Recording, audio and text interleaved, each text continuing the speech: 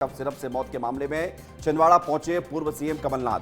पूरी घटना के लिए सरकार को जिम्मेदार ठहराया है। सरकार ने दवाइयों की टेस्टिंग नहीं की, कमलनाथ ने यह भी कहा है। अभी भी कई दवाइयां हैं जिनकी टेस्टिंग नहीं हुई है। मुआवजे को लेकर भी कमलनाथ बोले हैं कि मुझे करना है, मैं करूंगा जो मुझे करना है।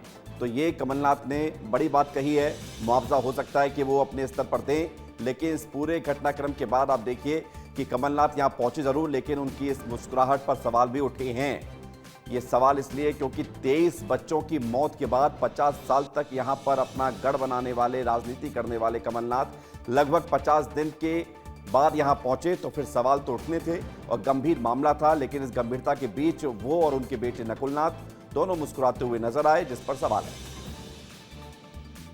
दुख की बात है, मैं राज्य सरकार को इससे जिम्मेदार मानता हूं कि उन्होंने दवाइयों की जो टेस्टिंग होती है वो कभी करी थी, और अभी भी पता नहीं कितनी दवाइयां हैं जिनकी टेस्टिंग नहीं हो रही है।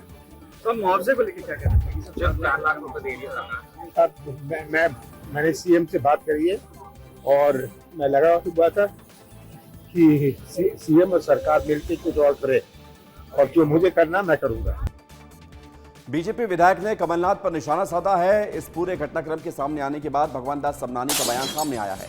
कमलनाथ के छिंदवाड़ा में परिजनों से मिलने पर तंज कसा है। ये बड़ी खबर आपको बता रहे हैं। बीजेपी ने कमलनाथ के छिंदवाड़ा पहुंचने पर तंज कसा है और कहा है कि दरबार लगाकर राजशाही जैसा काम करना कांग्रेस की पुरानी आदत है। ये मृत बच्चों के प्रति संवेदना है या फिर दिखावा है? भगवान दास सबनानी ने ये बात कही है। राजसी संस्कृति है, इसका परिचायक है कि दुख की घड़ी में लोगों के घर जाया जाता है, अस्पताल जाते हैं जहां इलाज चल रहा है, ना कि दरबार लगा करके सोफे पे बैठ करके ऐसी राजशाही जैसा काम करना। तो ये कांग्रेस की कार्य प्रणाली का एक महत्वपूर्ण हिस्सा है जो दिखाई देता है कमलनाथ जी में। वो जो कहते हैं कांग्रेस का चित्र है वो उसमें दिखाई दे रहा है। वास्तव में जो बच्चे जो काल कवलित हुए उनके प्रति संवेदना है। छिंदवाड़ा मामले पर डिप्टी सीएम जगदीश देवड़ा ने बयान दिया है और कहा है कि जो कार्रवाई करनी थी वो सरकार ने की है। एमपी सरकार ने एसआईटी गठित की है। रंगनाथन को तमिलनाडु से पकड़ा गया है। डिप्टी सीएम ने इस पूरे घटनाक्रम पर दुख भी जताया है। जो कार्रवाई करनी थी वो सरकार ने की है, जगदीश देवड़ा ने बयान दिया है। सरकार ने जो कार्रवाई करना थी, निश्चित रूप से मुझे लगता है कि जो बड़ी से बड़ी कार्रवाई हो सकती है वो बड़ी कार्रवाई राज्य सरकार ने की है।